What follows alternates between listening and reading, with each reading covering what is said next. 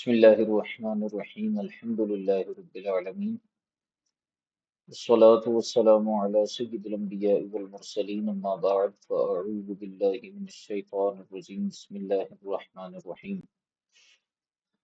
فقہ حنفی میں قواعد پر مشتمل کتاب الاشباح والنظائر جو کہ علامہ ابن نجیم مصری حنفی رحمۃ اللہ تعالی علیہ کی تصنیف کردہ ہے، اس کے دروس کا سلسلہ چل رہا ہے اور تیسرا قاعدہ یعنی الیقین لا یزول بالشک، اس کے حوالے سے ہماری گفتگو چل رہی ہے۔ اور کل کے سبق میں ہم نے محقق ابن حمام رحمۃ اللہ تعالی علیہ کا جو کلام علامہ ابن نجیم مصری لے کر آئے تھے اس کو دیکھا، اور آج جہاں سے آغاز ہو رہا ہے وہ یہ عبارت ہے کہ وَنَظِيرُهُ قَوْلُهُمْ الْقِسْمَةُ فِي الْمِثْلِ من المطہرات۔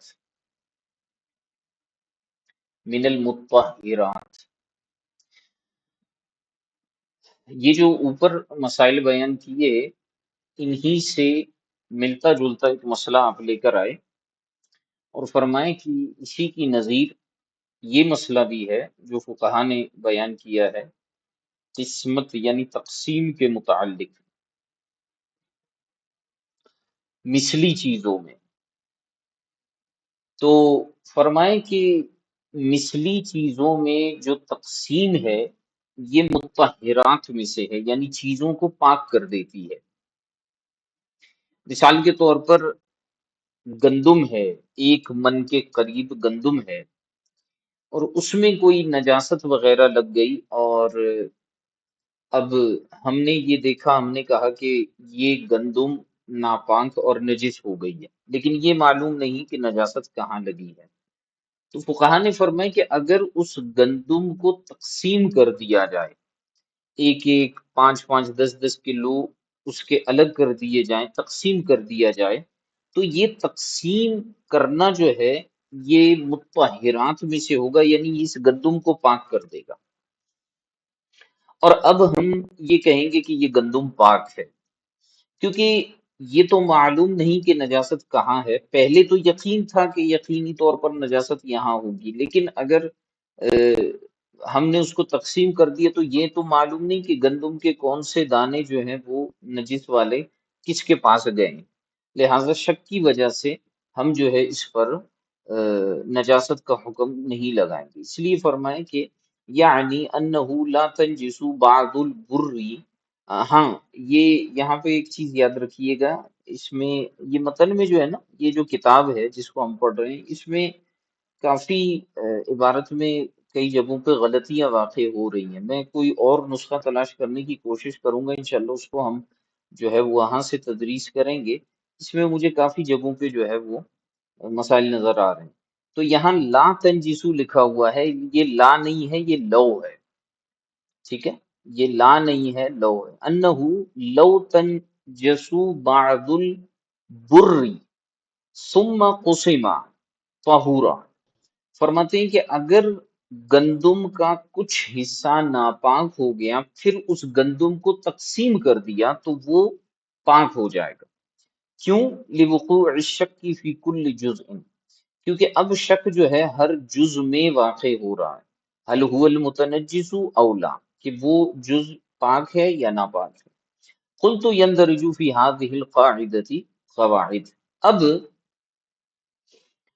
علامہ ابن نجیم مصری رحمت اللہ تعالی علیہ اسی قاعدے یعنی الیقین لا یزول بالشک کے متعلق کلام لے کر آتے ہیں اور ارشاد فرماتے ہیں کہ یہ جو قاعدہ ہے الیقین لا یزول بالشک، اس کے تحت مزید کچھ قواعد کا اندراج ہوتا ہے، یعنی اس کے ضمن میں مزید کچھ قواعد آتے ہیں۔ تو یہ جیسے ہم نے پیچھے الامور بمقاصدہا کو دیکھا، اس میں بھی کئی قواعد اس کے تحت آتے تھے۔ تو اسی طرح یہ بھی ایک بہت بڑا قاعدہ ہے، الیقین لا یزول بالشک، تو اس کے ضمن میں بھی اور کئی قواعد آتے ہیں، اور ہم اب ان کو بھی تھوڑا سا دیکھیں گے۔ تو پہلا جو قاعدہ بیان کیا وہ ہے الاصل بقاء ما کان علی ما کان، فرمائیں کہ منہا قولہم الاصل بقاء ما کان علی ما کان، ٹھیک ہے۔ تھوڑا سا اس قاعدے کو سمجھ لیجئے تو مزید جو ہے پھر اسی کے حوالے سے گفتگو چلے گی، ٹھیک ہے۔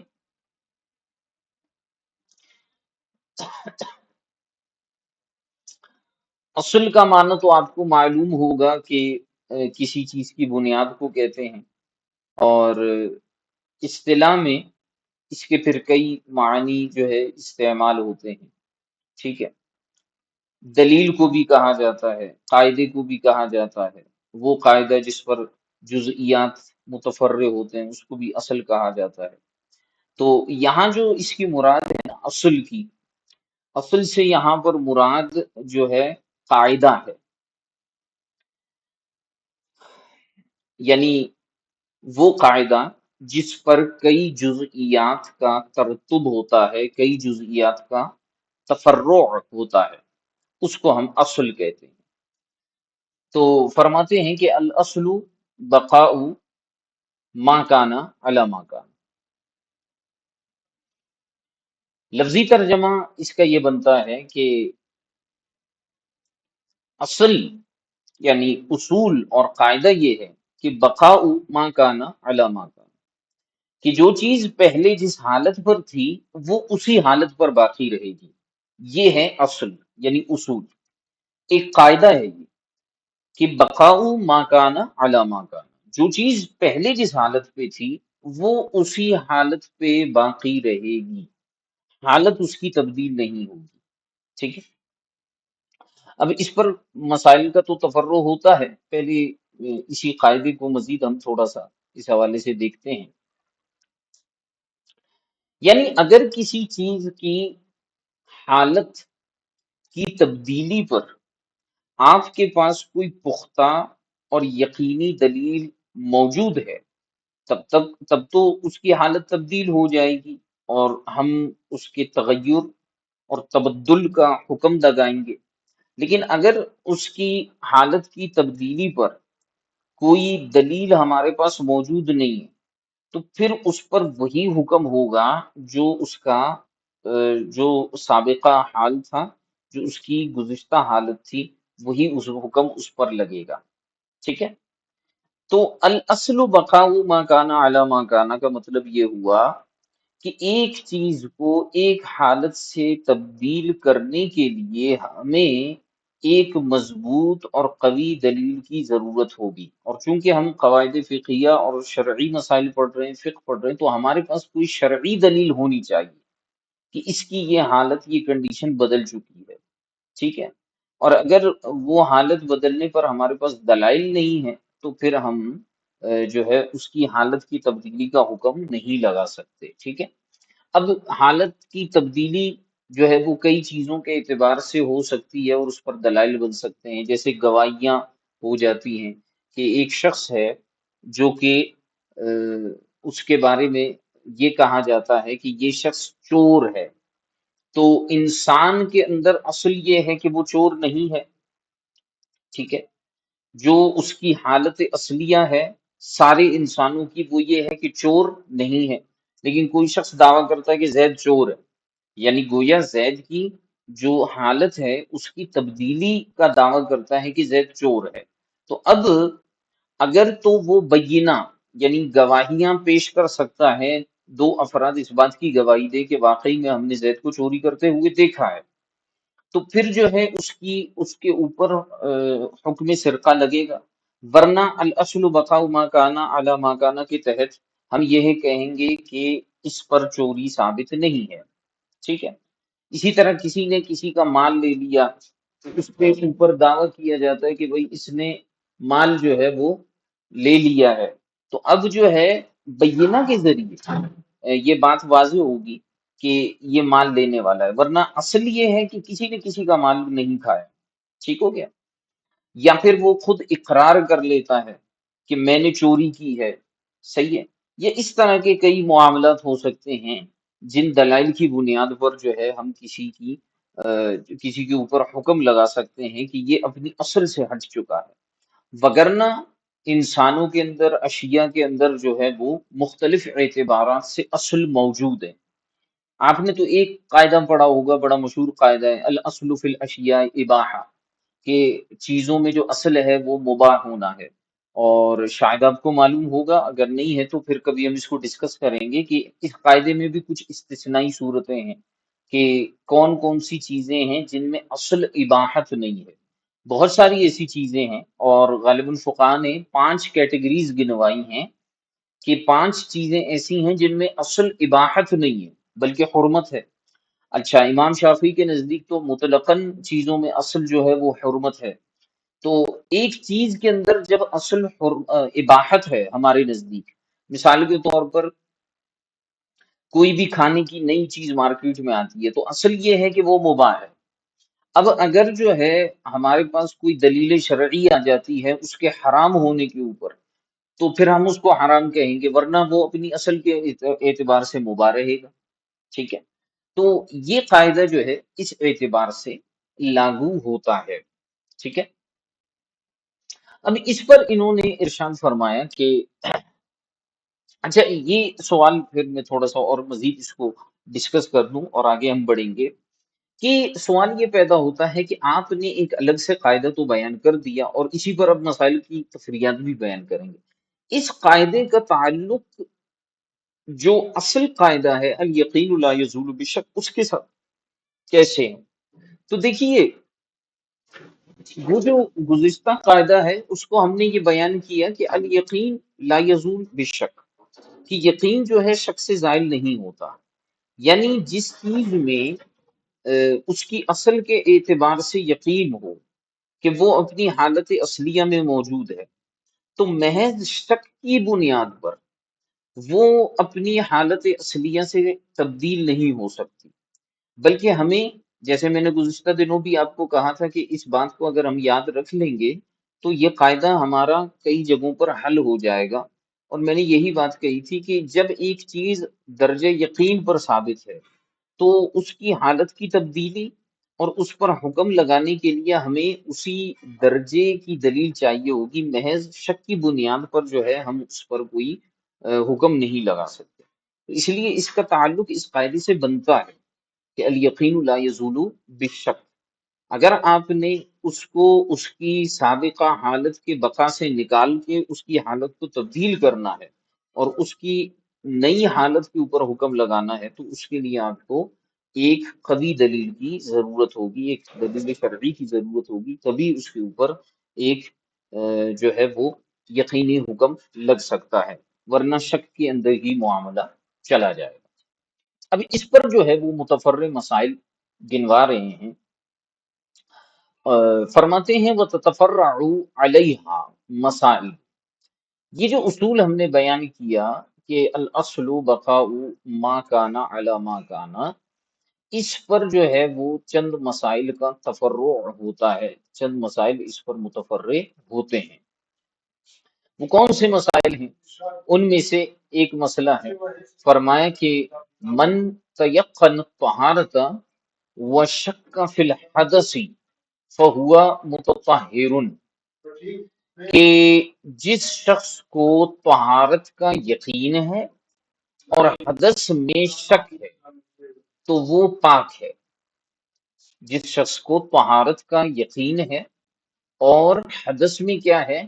شک ہے، تو وہ شخص کیا ہے؟ پاک ہے، ٹھیک ہے۔ یعنی اس نے مثال کے طور پر جو ہے وہ وضو کیا ہوا ہے، اسے یقین ہے کہ میں نے اتنے بج کر اتنے منٹ پر جو ہے وہ وضو کر لیا تھا اور اس کے بعد میں نے نماز بھی پڑھی تھی، لیکن اب اسے جو ہے وہ حدث کے اندر شک پیدا ہو جاتا ہے، ٹھیک ہے، کہ مثال کے طور پر اس کے ہاتھ پر کوئی زخم لگا تھا یا کچھ ایسا ہوا تھا، اب اسے شک ہے کہ خون نکلا یا نہیں نکلا، یا جو ہے پیشاب وغیرہ کے قطرے نکلے یا نہیں نکلے، اس حوالے سے اسے شک ہے، تو فقہا نے فرمایا کہ وہ شخص پاک ہے، کیونکہ طہارت کا یقین ہے اور حدث میں شک ہے، تو الاصل بقاء ما کان علی ما کان، چونکہ طہارت کا یقین ہے تو اس صورت میں اصل یہ ہے کہ وہ جو اصل صورت حال ہے وہ ہے طہارت، تو بقاء ما کان علی ما کان کے تحت شک کی بنیاد پر حدث کا حکم نہیں لگے گا، اور مین جو قاعدہ ہے کہ الیقین لا یزول بالشک، اس کے اعتبار سے بھی ہے کہ جس چیز کا یقین ہے وہ محض شک کے ذات تو زائل نہیں ہوگا۔ اسی طرح آگے ارشاد فرمایا ومن تیقنا، یہ دوسرا مسئلہ اس کے متعلق بیان کر رہے ہیں، ومن تیقنا الحدث وشک فی الطہارتی، اب اس کا الٹ کر لیں کہ جسے حدث کا یقین ہو اور طہارت میں شک ہو، اسے پتا تھا کہ میں واش روم سے ہو کر آیا ہوں اور جو ہے وہ قضاء حاجت کر کے آیا ہوں، اب اسے اس چیز کا تو یقین ہے لیکن اسے طہارت میں شک ہے کہ پتہ نہیں وضو کیا تھا یا نہیں کیا تھا، فرماتے فہو محدث، تو وہ کیا ہوگا، وہ محدث کہلائے گا، کما فی السراجیہ وغیرہ، جیسا کہ سراجیہ اور اس کے علاوہ دیگر کتابوں میں یہ بات مذکور ہے، ٹھیک ہے۔ اچھا، ولیکن ذکر یا ذکر عن محمد رحمہ اللہ تعالی، اچھا اب دو مسائل بیان ہو گئے اس قاعدے کے تحت، لیکن اب مستثنی مسئلہ ذکر فرما رہے ہیں، لیکن فرماتے ہیں کہ امام محمد رحمۃ اللہ تعالی علیہ سے یہ بات ذکر کی گئی ہے کہ انہو اذا دخل بیت الخلاء وجلس للاستراحة وشک هل خرج منه شیء او لا، کہ اگر کوئی شخص جو ہے وہ بیت الخلاء میں داخل ہوا اور استراحت کے لیے بیٹھا اور اسے یہ شک واقع ہو گیا کہ اس کے پیٹ سے کوئی چیز خارج ہوئی ہے یا نہیں، ٹھیک ہے۔ اچھا، استراحت کا مطلب وہ استنجا وغیرہ کے لیے بیٹھا، اب اسے شک ہوا کہ کوئی چیز اس کے پیٹ سے خارج ہوئی ہے یا نہیں ہوئی، ٹھیک ہے، تو فرماتے ہیں کہ کان محدثن، تو اب یہ شخص محدث شمار ہوگا، ٹھیک ہے۔ حالانکہ آپ دیکھیے کہ قاعدہ یہ تھا کہ اوپر بیان ہوا تھا کہ من تیقن الطہارۃ وشک فی الحدث فهو متطہر، کہ کسی کو یقین تھا طہارت کا اور اسے حدث میں شک ہوا تو پھر وہ جو ہے وہ پاک ہے، باوضو ہے۔ اب ایک شخص باوضو تھا اور وہ استنجا خانے میں گیا، بیت الخلاء میں گیا اور استنجا کے لیے بیٹھا، پھر اسے شک واقع ہوا کہ کوئی چیز اس کے پیٹ سے خارج ہوئی یا نہیں ہوئی، تو فرمائیں کہ محض اس شک کی بنیاد پر قاعدہ تو یہ ہونا چاہیے تھا کہ ہم کہیں کہ نہیں یہ متطہر ہے، لیکن فرمائے نہیں، امام محمد فرماتے کہ یہ محدث ہے، ٹھیک ہے۔ اسی طرح وہ ان جلس للوضوء، ایک شخص جو کہ محدث تھا، یہ دوسرا مسئلہ ہے، ایک شخص جو کہ محدث تھا وہ وضو کے لیے بیٹھا، ومعہ ماء، اور اس کے پاس پانی بھی پڑا ہوا تھا، ثم شک، پھر اسے شک پیدا ہو گیا کہ حل توضأ ام لا، کہ اس نے وضو کیا ہے یا نہیں کیا، تو فرماتے ہیں کان متوضئا عملا بالغالب فیہما، تو اب وہ باوضو شمار ہوگا، کیا شمار ہوگا، باوضو شمار ہوگا۔ اب یہ دوسرا قاعدہ بھی اسی طرح مستثنی ہو رہا ہے کہ ایک شخص ہے جو حالت حدث میں اور اسے طہارت میں شک ہے کہ میں نے طہارت حاصل کی ہے یا نہیں کی، پاس پانی بھی پڑا ہوا ہے پھر بھی اسے شک واقع ہو گیا، تو فرماتے ہیں کہ وہ باوضو ہے۔ امام محمد رحمۃ اللہ تعالی علیہ نے یہ مسئلہ بیان کیا، کیوں بھائی ان دو مسائل کے اندر ہم نے استثناء کیوں کیا ہے، شک کی بنیاد پر اسے پہلی صورت میں متطہر ہونا چاہیے تھا اور یہ وضو والی صورت میں اسے محدث ہونا چاہیے تھا، تو فرماتے ہیں اس کی وجہ ہے عملا بالغالب فیہما، ان دونوں مسائل میں ہم غالب پر عمل کر رہے ہیں، یہاں شک اور یقین کو نہ دیکھیں۔ ایک بندہ جو جاتا ہے بیت الخلاء میں اور استراحت کے لیے بیٹھ بھی جاتا ہے، تو غالباً یہی ہوتا ہے کہ اس کے سبیلین میں سے کچھ نہ کچھ ضرور خارج ہوگا، ٹھیک ہے؟ غالباً یہی ہوتا ہے، یا تو بول و براز کا خروج ہوگا یا پھر کم از کم ریح کا خروج ضرور ہوگا، غالباً ایسا ہی ہوتا ہے۔ اسی طرح ایک شخص وضو کرنے کے لیے بیٹھتا ہے اور اس کے پاس پانی بھی موجود ہے، تو غالباً یہی ہوتا ہے کہ بندہ وضو کر لیتا ہے۔ تو اس لیے ہم جو ہے اس بنیاد پر، امام محمد رحمۃ اللہ تعالی علیہ فرماتے ہیں کہ اس بنیاد پر ہم اس کو کیا کہیں گے کہ یہ شخص جو ہے وہ پہلی والی صورت میں محدث ہو جائے گا، اور دوسری صورت میں جو ہے وہ کیا ہوگا کہ وہ متوضی کہلائے گا، ٹھیک ہے؟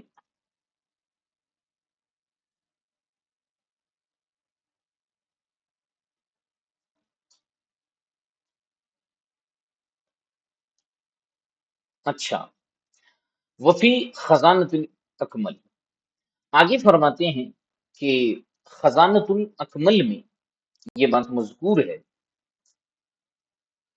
اب یہ کون سا مسئلہ ہے؟ اب آگے اس کو دیکھیے گا، فرماتے ہیں کہ استیقنا بالتیمم وشک فی الحدث، کہ اگر کسی شخص کو تیمم کا یقین ہے کہ اس نے تیمم کیا ہے لیکن حدث میں اس کو شک ہے، تو فرماتے ہیں فہو علی تیممہ، تو وہ اپنے تیمم پر برقرار رہے گا۔ وکذا لو استیقنا بالحدث، اگر کسی کو یقین ہے حدث کا، وشک فی التیمم، اور اسے جو ہے شک ہے تیمم میں، تو اخذ بالیقین، تو کیا ہوگا کہ وہ یقین کو لے لے گا، اور ایسی صورت میں جو ہے وہ محدث کہلائے گا، متیمم جو ہے نہیں کہلائے گا، ٹھیک ہے؟ یہ دونوں مسائل جو ہیں، یہ گزشتہ جو اصول کے تحت مسائل تھے ان کے ساتھ انہوں نے بیان کیے ہیں۔ بیچ میں جملہ معترضہ کے طور پر دو مسائل جو امام محمد رحمۃ اللہ تعالی علیہ کے حوالے سے تھے وہ مستثنا انہوں نے بیان کیے۔ اچھا، ان دو مسائل میں ایک چیز کو یاد رکھیے گا کہ پہلا مسئلہ تو انتہائی واضح ہے کہ اگر کوئی شخص بیت الخلاء میں داخل ہوتا ہے اور استراحت کر لیتا ہے اور پھر اسے شک ہوتا ہے، تو ایسی صورت میں احتیاطی طور پر وہ وضو کر لے، زیادہ بہتر ہے، زیادہ مناسب ہے، ٹھیک ہے؟ اور دوسری صورت میں یہ جو فرمایا نا کہ ایک شخص بیٹھا وضو کرنے کے لیے اور اس کے پاس پانی بھی ہے، تو اب اسے شک ہوتا ہے کہ اس نے وضو کیا یا نہیں کیا، تو ایسی صورت میں بھی جو ہے ہم مناسب یہ سمجھیں گے کہ ہم اسے یہ کہیں کہ آپ وضو کر لیں، کیونکہ فی زمانہ لوگوں کی کنڈیشن بھی اسی طرح ہے، اور اس کے علاوہ بھی صرف زمانے کی بات نہیں ہے، ویسے بھی لوگ عموماً کیا کرتے ہیں کہ بالکل ہی ان کو معلوم نہیں ہوتا۔ اب اگر ہم براہ راست یوں کہیں کہ بھائی آپ جو ہے وہ باوضو ہیں، تو اس طرح سے تو بہت زیادہ حرج لازم آ جائے گا، ہر بندہ شک کی حالت میں آئے گا اور جو ہے وہ اپنے آپ کو باوضو سمجھے گا، تو اس وجہ سے کافی معاملات خراب ہو سکتے ہیں۔ لہٰذا بہتر یہ ہے کہ وہ وضو دوبارہ کر لے، تو کیا ہوگا کہ اس کو دوبارہ وضو کا ثواب ملے گا۔ ہاں، یہ بھی نہیں ہے کہ بندہ بالکل شک کا مریض بن جائے کہ ہر چیز میں وہ شک کر رہا ہے، پھر جو ہے وہ دوبارہ بار بار وضو کر رہے ہیں۔ جیسے آپ نے بہت سارے لوگوں کو دیکھا ہوگا کہ اتنے مشکوک ہو جاتے ہیں، بار بار وضو کر رہے ہوتے ہیں، جو ہے وہ کپڑے کبھی دھو رہے ہوتے ہیں کہ یار ہو سکتا ہے نجاست یہاں لگی ہے، ہو سکتا ہے وہاں لگی ہے، تو بندے کو شک کا مریض بھی نہیں بننا، ٹھیک ہے؟ اسی لیے فقہا نے اس صورت میں یہ بات بیان فرمائی، اور اس قاعدے کا بڑا فائدہ ہے کہ الیقین لا یزول بالشک۔ ہم اس سے پوچھیں گے آپ کو طہارت کا یقین ہے؟ وہ کہے گا ہاں یقین ہے۔ محض حدث کے اندر اس کو شک ہے، تو ہم کہیں گے کہ بھائی آپ شک کی بنیاد پر، یہ نہیں ہے کہ ہم اس کو کہیں گے جاؤ بار بار احتیاطاً وضو کرتے رہو۔ دیکھیں، احتیاطاً جو وضو اور دیگر اعمال کرنے کا ذکر جو فقہا نے بیان کیا ہے، اس کے پیچھے بڑی حکمتیں ہیں۔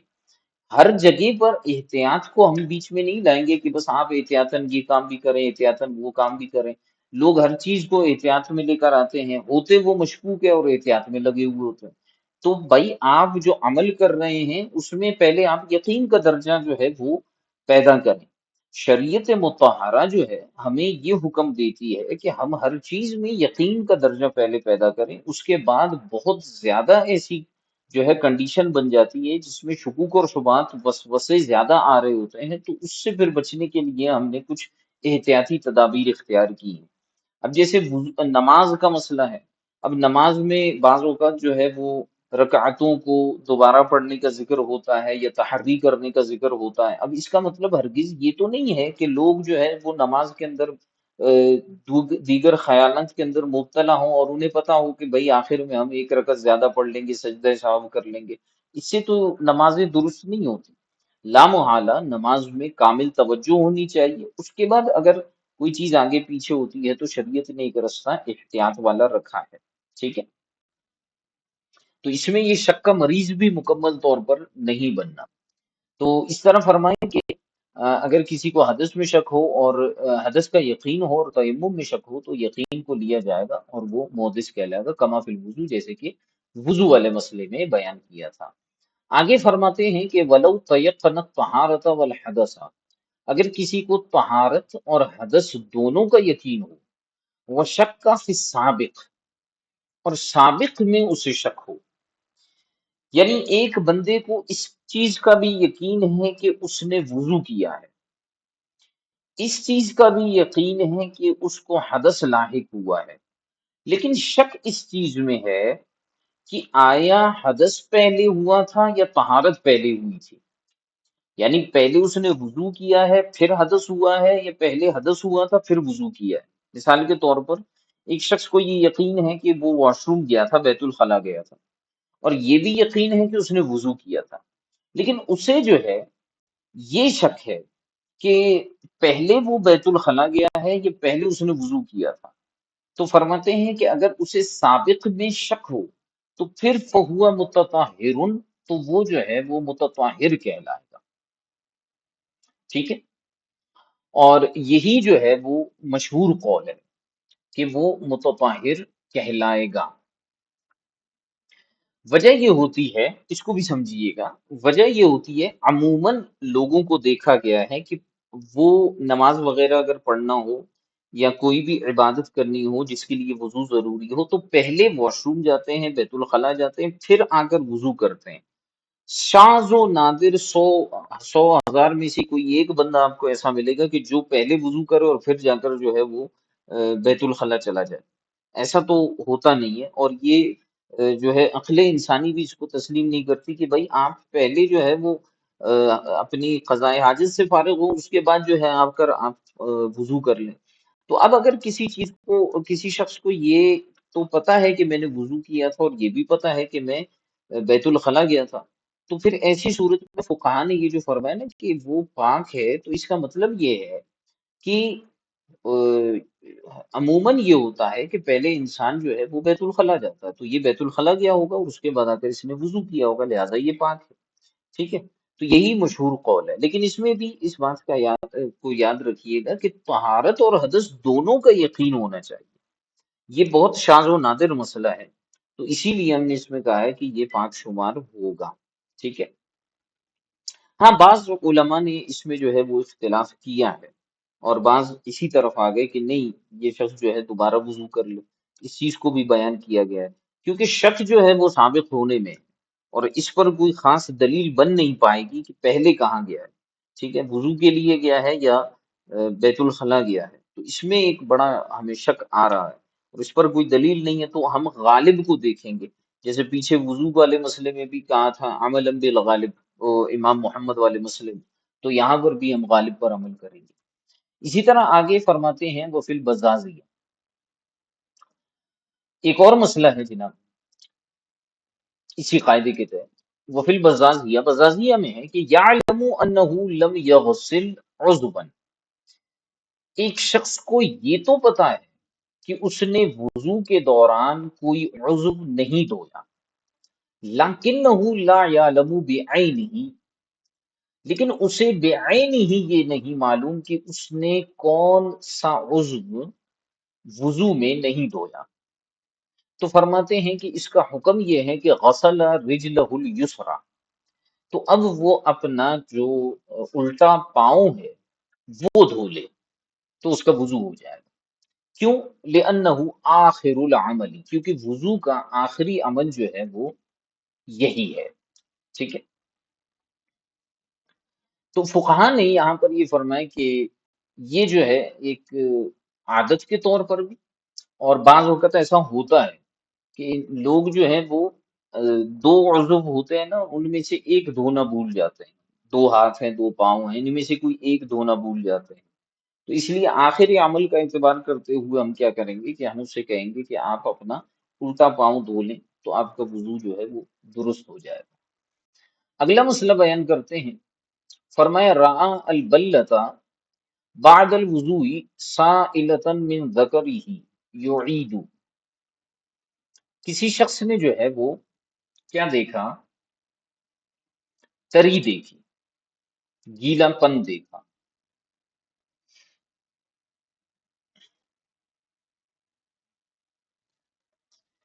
سائلۃ من ذکرہ، جو کہ اس کی شرمگاہ سے بہنے والا ہو. ٹھیک ہے. وَإِنْ كَانَ يَعْرُضُهُ كَثِيرًا، اب اگر جو ہے، ایک منٹ،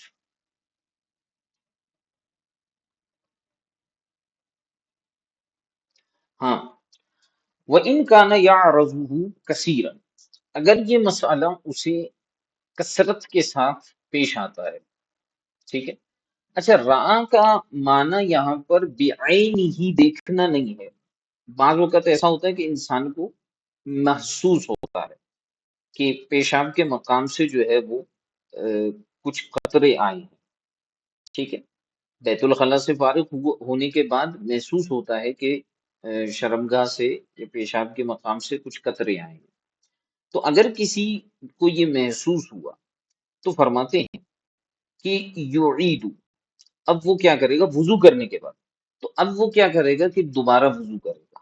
یعنی اگر اسے یہ محسوس ہوا ہے وضو کرنے کے بعد تو دوبارہ وضو کرے گا. وہ ان کا نا یا رضو کثیر، اور اگر اس کو یہ معاملہ کثرت کے ساتھ ہوتا ہے، ایک تو یہ ہے کہ اتفاقاً کبھی ہوا تو وضو دوبارہ کرے گا، لیکن اگر کثرت کے ساتھ ہوتا ہے، آئے دن اسے یہ معاملہ ہوتا رہتا ہے، ولا یعلم انہ بول او ماء، اب اسے یہ بھی نہیں پتا کہ یہ پیشاب ہے یا پانی ہے. کیونکہ بندہ استنجا کرتا ہے تو لازمی سی بات ہے کپڑوں پر بھی کچھ تری لگ جاتی ہے. اب یہ نہیں پتا کہ پانی ہے یا پیشاب ہے، تو لا یلتفت الیہ، اگر اکثر ایسا ہوتا ہے تو اب اس کی طرف التفات نہیں کرے گا. وَيَنْضَحُ فَرْجَهُ وَإِزَارَهُ بِالْمَاءِ قَطْعًا لِلْوَسْوَسَةِ، تو وہ کیا کرے گا؟ اپنی شرمگاہ اور اپنے ازار پر پانی کی چھینٹے مارے گا وسوسے کو دور کرنے کے لیے. ٹھیک ہے. وَإِذَا بَعُدَ عَهْدُهُ عَنِ الْوُضُوءِ أَوْ عَلِمَ أَنَّهُ بَوْلٌ لَا تَنْفَعُهُ الْحِيلَةُ، یہ جو انہوں نے حیلہ بیان کیا کہ وسوسے کو دور کرنے کے لیے وہ اپنے ازار پر پانی کی چھینٹے مارے گا، تو چونکہ یہ احادیث مبارکہ سے بھی ثابت ہے، اور جب پانی کی چھینٹے وہ مارے گا تو لازمی سی بات ہے اب جو ہے وہ پانی زیادہ ہو جائے گا، تری زیادہ ہو جائے گی، تو اب وہ وسوسہ اسے بار بار تنگ نہیں کرے گا کہ یہاں پر جو ہے وہ پیشاب یا پانی کے قطرے ہیں کیا ہیں. یہ وسوسہ اسے بار بار نہیں آئے گا، کیونکہ وہ یہ کہے گا کہ یار یہ ہو سکتا ہے وہی پانی کے قطرے مجھے محسوس ہو رہے ہوں جو میں نے چھینٹا مارا ہے. ٹھیک ہے. لیکن اگر یہ حکم کب ہے؟ جب اس نے وضو کر لیا ہے اور اس کے بعد اسے محسوس ہو رہا ہے. لیکن اگر وقت جو ہے گزر جائے، زیادہ وقت گزر جائے وضو سے، یعنی اس نے وضو کیا ہے اور وضو کرنے کے 1 ڈیڑھ گھنٹے بعد اسے محسوس ہو رہی ہے تری، یا پھر اسے یہ کنفرم ہے کہ یہ پیشاب ہی ہے، تو فرماتے ہیں لا تنفعہ الحیلۃ، اب یہ پانی کی چھینٹے مارنے والا حیلہ اسے فائدہ نہیں دے گا.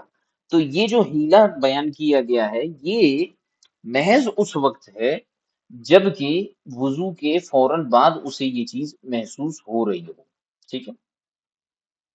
فرمایا ومن فروع ذالک، اب یہی جو قاعدہ جو ہے انہوں نے بیان کیا، اسی کے فروعات میں سے مزید بھی کچھ فروعات بیان کرتے ہیں. فرماتے ہیں ما لو کانا لزید علی عمر الف مثلا، مثال کے طور پر زید پر، زید کے عمر پر جو ہے وہ 1000 درہم یا دینار ہیں مثال کے طور پر. ٹھیک ہے. زید کے عمر پر جو ہے وہ 1000 ہے. فبرہنا عمرو علی الادائی اب الابرائی. تو اب امر کیا کرتا ہے کہ اس 1000 کی ادائیگی پر یا اس کی براعت پر دلیل پیش کرتا ہے. برہنہ کا مطلب ہے دلیل پیش کرنا، گواہی وغیرہ کی صورت میں. فرماتے ہیں فبرہنا علی ان لہ علیہ الفا.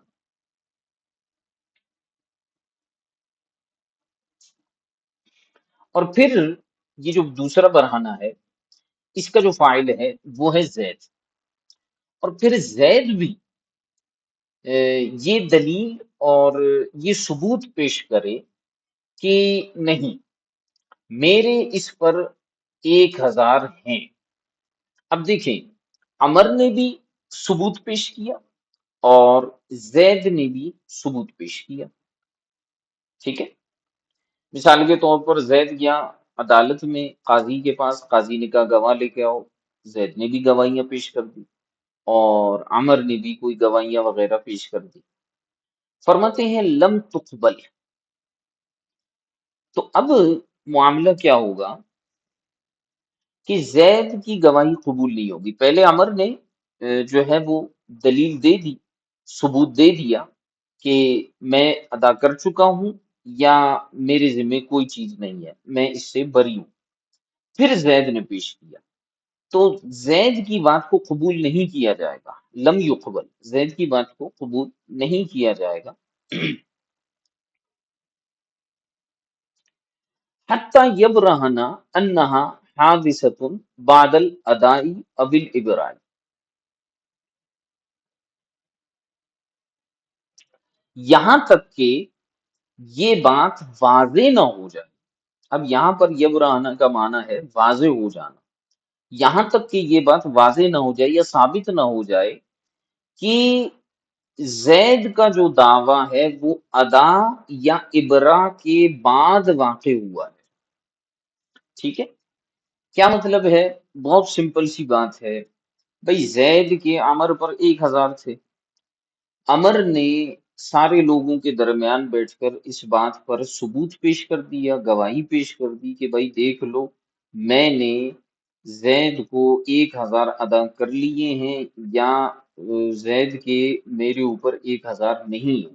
ٹھیک ہے، اس نے کوئی رسید، کوئی پرچی وغیرہ اس نے دکھا دی اور کہا کہ بھائی یہ سب کو میں ثبوت دکھا رہا ہوں کہ میں نے زید کو پیسے ادا کر دیے. اچھا، پھر زید نے جو ہے ثبوت پیش کیا کہ نہیں، میرے تو اس پہ 1000 ہیں. تو اب بات یہ ہے کہ یہاں پر دونوں کے دلائل تو یقینی ہو گئے. تو اب ہم اس میں جو ہے وہ تقدم اور تاخر کو دیکھیں گے. اگر تو یہ وہی 1000 کی بات ہو رہی ہے تو پھر تو زید ثبوت دے چکا ہے، پھر عمر ثبوت دے چکا ہے، زید کی بات نہیں مانی جائے گی. لیکن اگر یہ ہو سکتا ہے، یعنی جو شک پیدا ہو رہا ہے کہ ہو سکتا ہے کہ عمر جس 1000 کی بات کر رہا ہے وہ پہلے کے ہوں اور زید جن 1000 کی بات کر رہا ہے وہ بعد کے ہوں. تو اگر کوئی اور ثبوت اس پر آ جاتا ہے کہ جو زید کا دعویٰ ہے جس 1000 کا وہ عمر کے اس 1000 کے علاوہ پر ہے، تو پھر جو ہے زید اپنے دعوے میں سچا ہو جائے گا اور اس کی بات مانی جائے گی. اور اب ہم عمر سے پوچھیں گے کہ کیا تم نے یہ والی بھی ادا کی ہے یا نہیں ادا کی ہے. مثال کے طور پر دو افراد ہیں، ان کے درمیان جو ہے وہ لین دین رہتا ہے. تو اب ایک بندہ کہہ چکا ہے کہ بھائی میں سارا حساب کلوز کر چکا ہوں، لیکن دوسرا بندہ جو ہے وہ اب ایک نئی رقم کا دعویٰ کرتا ہے. تو اب اگر یہ بات ثابت ہو جاتی ہے کہ یہ واقعی میں کوئی نئی رقم ہے تو ٹھیک ہے، پھر ہم اس بندے سے پوچھیں گے. اور اگر یہ ثابت نہیں کر سکتا کہ یہ کوئی نئی رقم ہے اور وہ بندہ پہلے سے کہہ رہا ہے کہ میں گزشتہ حساب کلوز کر چکا ہوں، تو پھر ہم اسی کی بات مانیں گے. ٹھیک ہے، اگلا مسئلہ ہے کہ شک فی وجود النجس فالاصل بقاء طہارت. اسی طرح کسی کو وجود نجس میں، نجاست کے وجود میں شک پیدا ہو گیا تو اصل یہی ہے کہ طہارت باقی ہے. اصل یہی ہے کہ طہارت کیا ہے؟ باقی ہے، نجاست کے وجود میں اگر کسی کو شک ہے. ٹھیک ہے، فرماتے ہیں وَلِذَا قَالَ محمد رحمہ اللہ تعالی. اسی وجہ سے امام محمد رحمۃ اللہ تعالی علیہ نے ارشاد فرمایا کہ حوض تملأ منہ الصغار والعبید بالأید الدنسۃ والجرار الوسخۃ، کہ ایک حوض ہے جس میں جو ہے وہ چھوٹے بچے صغار اور عبید غلام، وہ کیا کرتے ہیں، اپنے گندے ہاتھ اور گندے مٹکے جو ہیں وہ اس سے بھرتے ہیں، یعنی گندے ہاتھ بھی لگاتے ہیں اور مٹکے بھی ہیں وہ بھی گندے ہیں، وہ ان سے پانی بھرتے ہیں، ٹھیک ہے۔ تو امام محمد فرماتے ہیں یجوز الوضوء منہ، اس سے وضو کرنا اس حوض کے پانی سے جائز ہے۔ حوض سے مراد یہاں دا در دا ہے، اتنا بڑا ہو، ٹھیک ہے۔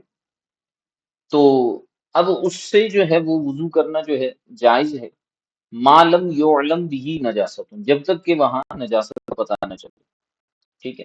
یہاں دادردا کی قید میں نے اسی لیے لگائی ہے کہ دادردا سے کم ہو تو لوگوں کے ہاتھ لگنے کی وجہ سے تو وہ ویسے ہی مستعمل ہو جائے گا، ناپاک تو نہیں ہوگا، مستعمل تو ہو جائے گا۔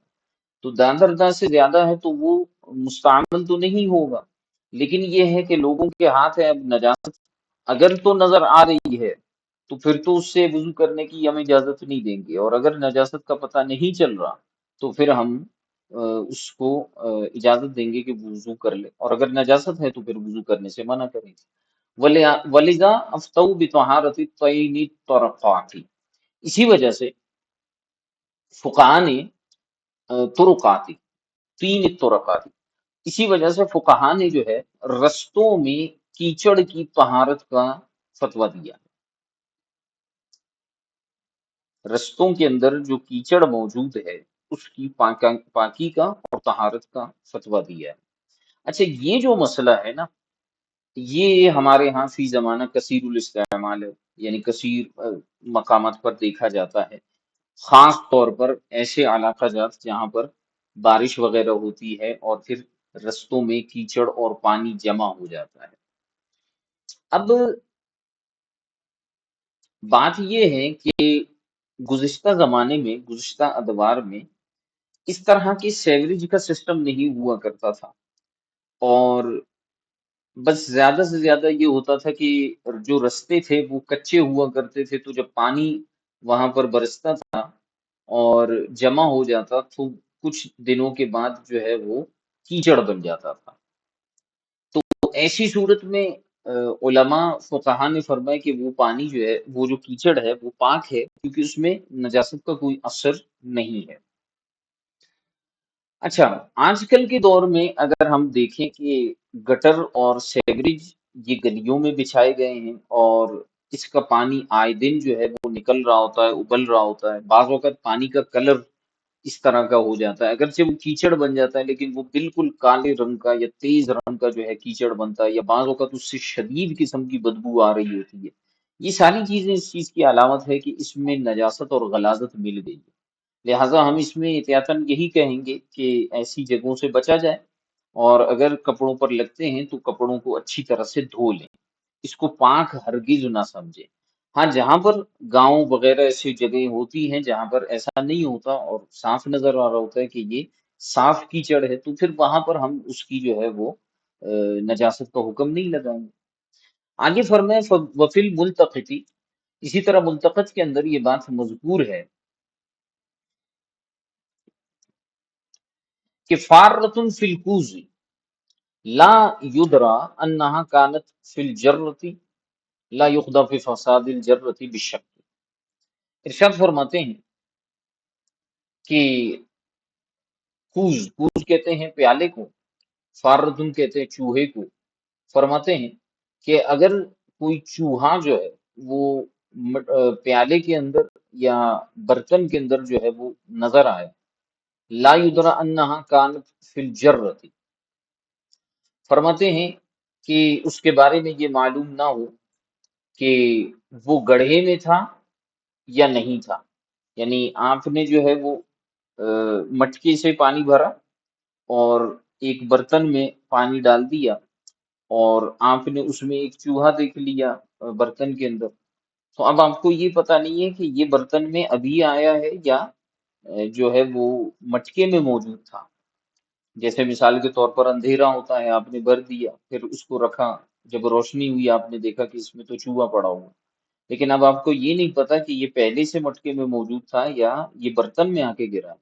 تو فرماتے ہیں لا یقضا بفساد الجرتی، تو ہم مٹکے کی فساد کا یعنی اس کی ناپاکی کا فیصلہ نہیں دیں گے بالشک کی، شک کی وجہ سے، ٹھیک ہے، کیونکہ یہ بات مشکوک ہے کہ وہ مٹکے میں تھا یا باہر سے آیا تھا۔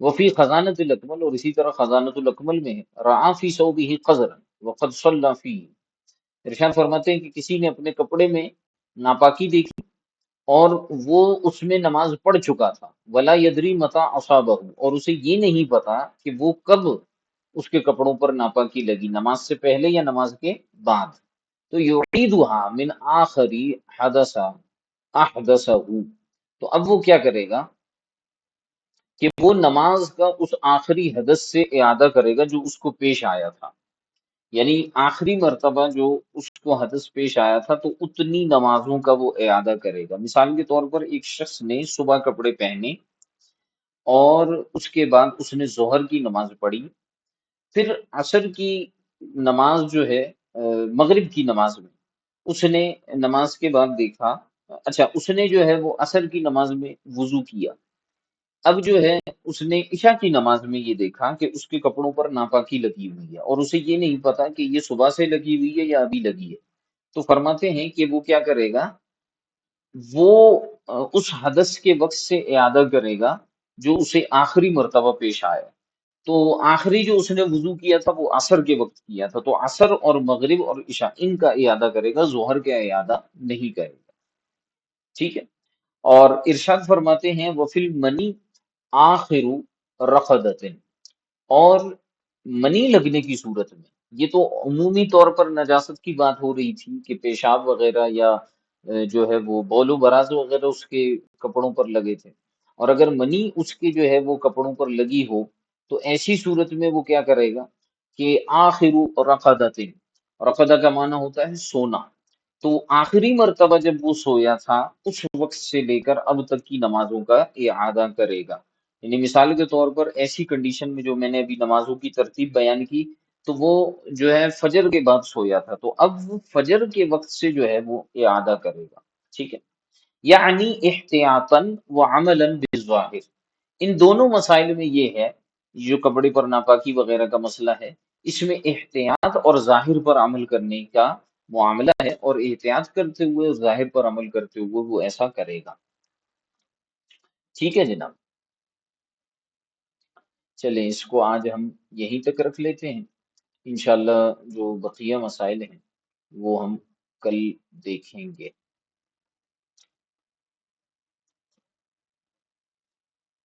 امید ہے کہ آج کا سبق سمجھ میں آ گیا ہوگا، اگر کوئی سوال وغیرہ ہے تو ارشاد فرمائیں۔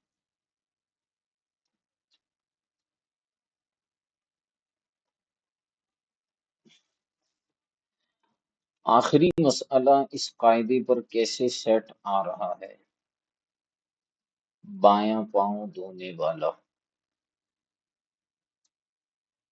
جی کوئی اس کا جواب دینا چاہے گا؟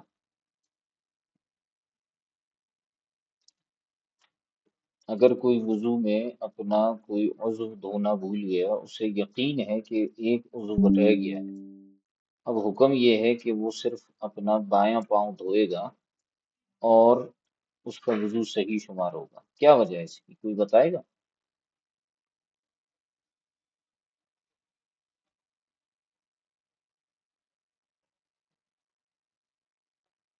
جی جناب کوئی بتائے گا یا سو رہے ہیں سب؟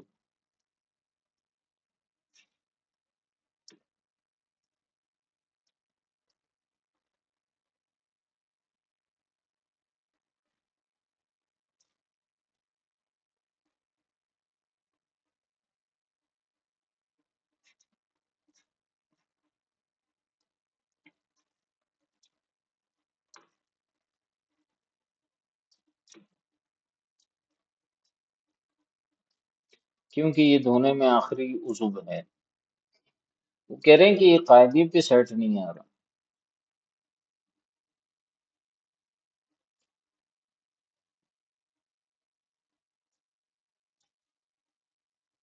عمل آخر کا اعتبار ہوگا اور یہ غالب یہی ہے. یہ کیسا جواب ہے؟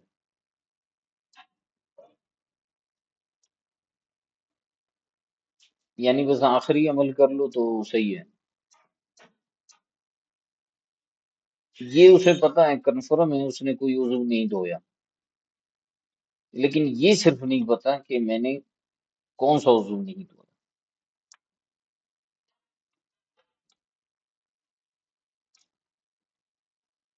آخر کا کیسے اعتبار ہوگا؟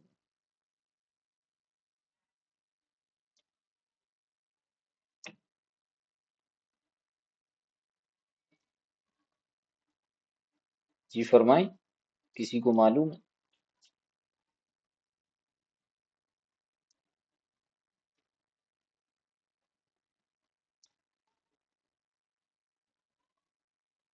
یہ وجہ تو میں نے بتائی تھی، دو عضو میں سے ایک عضو رہ سکتا ہے، کیا پتا ہاتھ رہ گیا ہو. تو پھر تو ہم یہ کہیں گے نا کہ بھائی بایاں پاؤں دھونے کے ساتھ ساتھ وہ بایاں ہاتھ بھی دھو دے. چلے میں اپنے جواب پہ یہ اعتراض کر رہا ہوں. لو جی، یہ سمیع اللہ صاحب فرماتے ہیں کہ وہ تحری کرے گا جس پہ تحری ٹھہرے وہ اس کو دھو لے. یہ تو کتاب میں ہی نہیں لکھا ہوا حضرت، یہ کہاں سے آپ نے مسئلہ پیدا کر دیا؟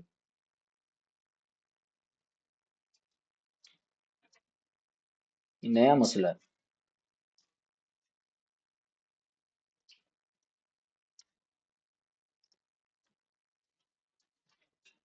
ہم آپ سے مسئلے کا حل نہیں پوچھ رہے، جو کتاب میں ہے اس کو اس کی وضاحت پوچھ رہے ہیں. جواب تو لکھا ہوا ہے، آپ نے شاید کتاب نہیں پڑھی، ابھی دیکھ رہے ہیں آپ.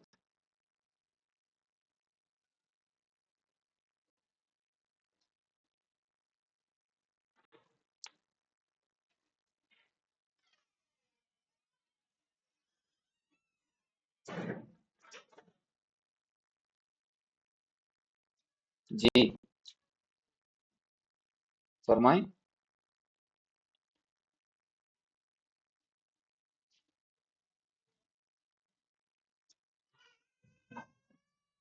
باقی افراد میرے خیال سے آرام فرما رہے ہیں.